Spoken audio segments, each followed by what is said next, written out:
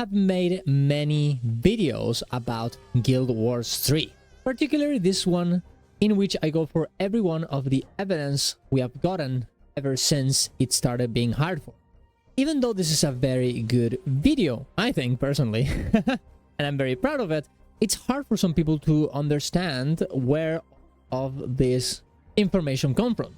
But very recently, Syrma Gaming made a video about Guild Wars 3 in which he uses this Excel sheet with every one of the posts that we have gotten from the unannounced project ever since they started hiring for it, categorizes every one of the potential things the game is gonna be and the things they're asking for when hiring people. In this video, we're gonna go through every one of the details so we can have a better idea what this unannounced project is, and you can make a decision of what you think it is as well. Subscribe to the channel for more content like this. Go to my Ko-Fi if you want to support my content. Go to my Twitch to watch me live every morning. Go to Syrma Gaming's channel to subscribe and watch this video. Yeah, I think it's a pretty good one too. That being said, let's go into the actual sheet. So the way this sheet works is that on the left, we have every one of the links or every one of the posts for hiring people. Here we have the name of the actual job. Here we have the date, and here we have the ID, which I guess is the ID from the actual job. In here, you have a little bit of a preamble in terms of what actually happened. For example, you can see here, in 2021, Colin Johansson returns to the studio as co-director. 2021, October, the first mention of an Unreal in a job post I could find, but it doesn't mark, it's not marked as the unannounced project yet. Side story as well. End of Dragons released on 22 February. Then on July, the first mention of the unannounced project for a senior technical content designer. And you can see all of the other things right here. What this does is that in this post right here, for example, they will talk a lot about a lot of things. In particular, in this, they're going to say that it's Unreal Engine 5. Here you can see it right there. It's going to be saying that it's online. Here you can see online fantasy IP by joining a well-funded product in pre-production. It's actually interesting to know that back in 2022, they already thought this was in pre-production. That's how they saw it. There we go, that's the word. Multiplayer, you can see it right there too. RPG with a mention of story, and that's about it. And you can see that every one of these posts will have the category that they got mentioned in, the words that they get mentioned in how many times it got mentioned. Here at the bottom, we have a full number on the amount to the entirety of history of the unannounced project. That being said, just because it says the name of whatever category we're talking about doesn't mean that the game is actually gonna be that. We can make a few guesses. The first thing is Unreal Engine 5 or 4, essentially Unreal Engine. If you go into the last one, it actually does say Unreal Engine 5. I'm pretty sure I would have to go through again, but I'm pretty sure at some point they actually mentioned Unreal Engine 4 again. But then again, I guess it doesn't really matter that much. They can, because it's the same engine, they can just upgrade it if they want. So maybe they want people with experience in both in order to upgrade it if it's in 4. But the fact that this unannounced project is in the Unreal Engine and essentially in the best version of it right now. Now, the things that you can do with Unreal Engine 5 are incredible. You can really make something here that looks essentially real life or better than real life, as you can see in this trailer right here. That being said, Throne of Liberty is a game that is in Unreal Engine 5, and it's not like the best looking game ever. It's not pretty, it's not ugly, but at the end of the day, it all depends on the gameplay and in the talent of the company. And considering the fact that I think Guild Wars 2 has a lot of, regardless of the content that we're gonna now, I think they can probably do wonders with Unreal Engine 5. They have done wonders with the engine that they have now, that from back in Guild Wars 1. So I think with the tools Unreal Engine 5 has, they could do something insanely good. Have this dream of the game looking a little bit more, I want to say cartoonish, but you know how they always talk about the paintbrushiness of the art in Guild Wars? Having something a little bit more like that would be super cool. I'm not saying that it should be anime, but whenever I see the End of Dragons trailer, this is the idea that I have for the game, and having something a little bit like this, maybe a little bit more realistic, would be super cool. And you can let me know what you guys would imagine Guild Wars 3 to be, but that's just what I'm thinking, you know? That's what I really would love to see. And I think they can really make something new and exciting that has never been seen in MMORPGs before, and maybe even in gaming before. The next thing is MMO and MMORPG. There are a few times that they actually mention MMO, but not MMORPG, and sometimes that they say MMORPG. Most of the time where they're talking about this, essentially they just ask for people who have experience in MMORPGs. This doesn't mean that it's actually an MMORPG, but whenever they mention this 21 times, I think it's very likely that this game will indeed be an MMO, especially considering the history of ArenaNet. I guess it could be an MMO shooter, but I mean, why would they ever do that? Especially considering that they also talk about it being from a previously known IP. The next thing they talk about is online, and they mention that 51 times. That is a lot of times. This of course makes sense. If you're gonna do an MMO, it's not gonna be offline. Of course, multiplayer is also gonna be important here. And they mention just RPG 11 times as well. It is important to note that every time they actually mention RPG, they also mention in the same post, multiplayer, online, MMO. So I think the idea of this announced project not being online and actually being an RPG, story RPG or something like this is very, very unlikely. The next thing they mention is world building. World builder, nothing really interesting there. Of course, they want people that actually will work on the world and make it more interesting. Open world just mentioned one time. Let's go check what they said over here. It just says experience in lighting expensive open worlds. And of course, this is for a senior lighting artist. They just want them to work on the lighting on this world, which makes sense. You know, open world is an important part of Guild Wars 2 and many other games. Immersive world, immersive online world, 3 times. PvE mentioned 1 time. I'm actually kind of curious about that one. Working closely with other design leaders to craft a cohesive and inspiring vision for the game's PvE combat experience. Okay, that's very fun. PvP mentioned 0 times. Please don't decope yourselves, PvP players. Oh no. I actually would be very, very surprised if there's no PvP in this game, at the very least as an option. I wouldn't worry about it too much. They probably just are focusing on the PvE. Multi-platform, both platforms, variety of game platforms, multiple platforms, various platforms, cross-platform. 12 times. They have never mentioned anything about mobile. They only say experience in PC or console. So I'm guessing they're gonna want this game to be on console too, which makes a lot of sense. Ideally across both platforms, as you can see right here. This is huge scope, but sometimes I think maybe they're gonna do this thing like New World did with New World Eternum, where they launch the game in platform. But the game is also in Unreal Engine 5. So unless they want to do Unreal Engine 5 port from Guild Wars 2 to essentially Guild Wars 2.5 with a huge rework on every one of the systems in the game, and then also putting out the console, which I would love, probably more than Guild Wars 3 personally, even though I probably would say that it's worse for the company, but better for me. It's likely, it could happen, but probably Guild Wars 3 is a bit more possible.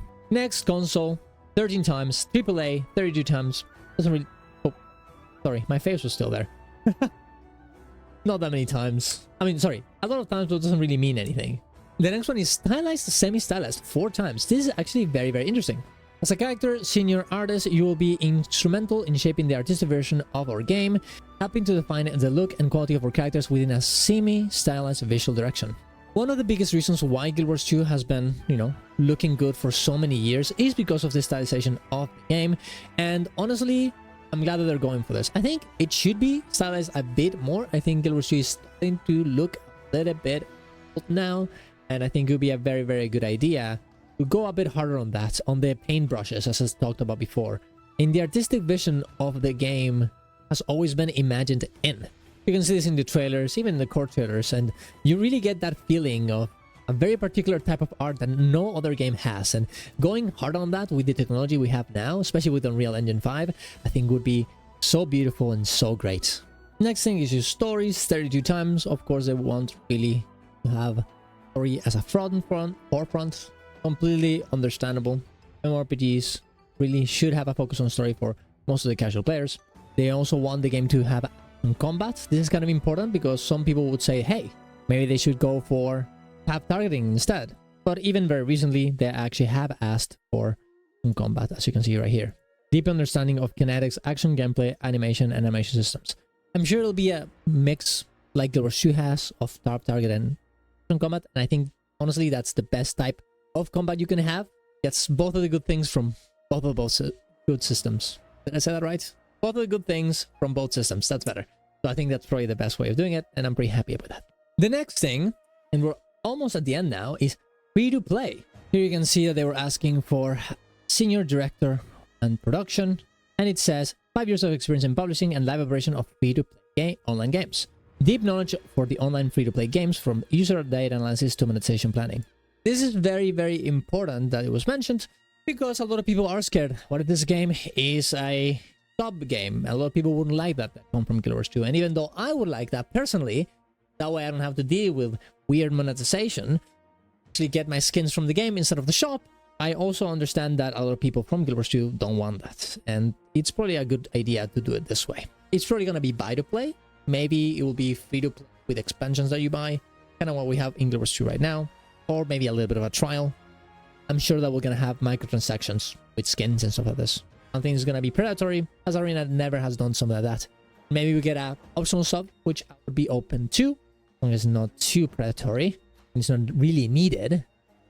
Plus, on something that already works.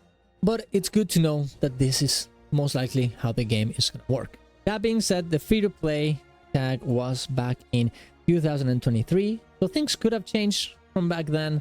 I doubt it personally, but I mean, you know, just putting it out there. There's one mention of early access, and this one is super interesting, I think. They were asking for a sandbox designer, and he says, you deeply understand and enjoy prolonged engagement games such as live service, MMORPGs, or early access.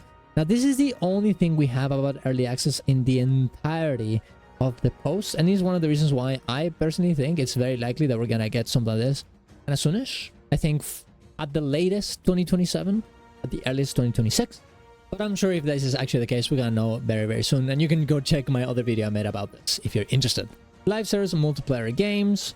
This is not really interesting, I don't think. I mean, obviously, a game like this would be live service in an MMO, and it is multiplayer because it's an MMO as well. The last one, and maybe one of the most interesting ones, is vertical slice. You can let me know in the comments down below, but for all the people that I've talked to that develop in some way video games or have some sort of understanding of this, vertical slice is essentially what is the core game loop? How is the game actually gonna work out? In a simple level, but an important level as well. For what they've told me, this is essentially considered alpha, but still a playable demo of sorts. So not super into development, still not bad at all. And this was back in 2022. Let's see what they says.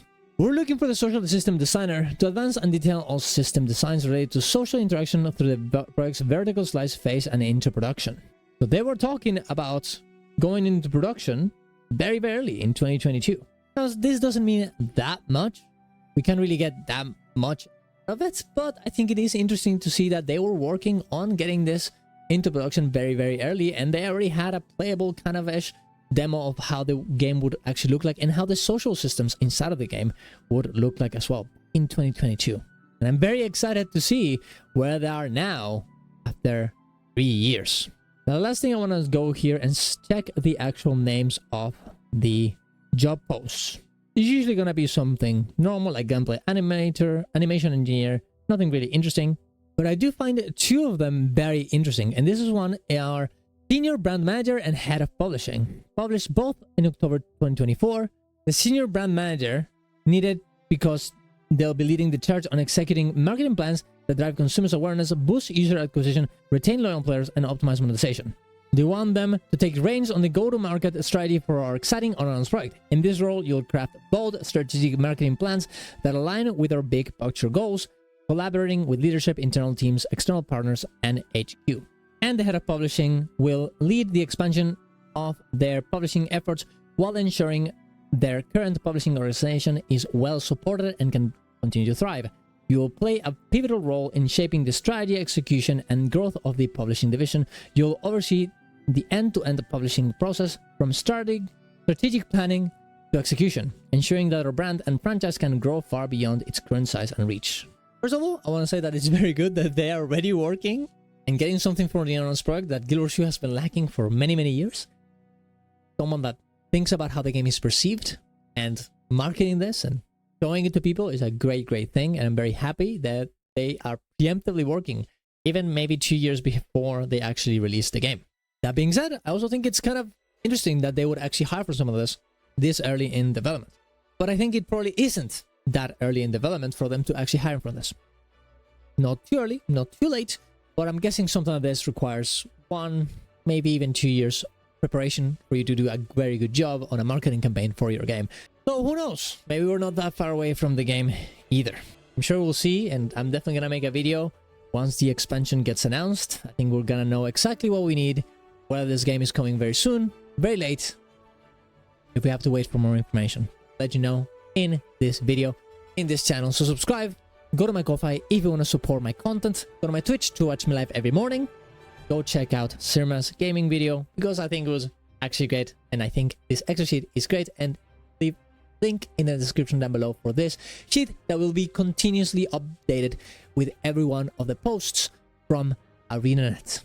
You can make your own choices about what you think is more likely in this game. Thank you very much for watching, guys. See you guys around. Love you all. Ciao, ciao.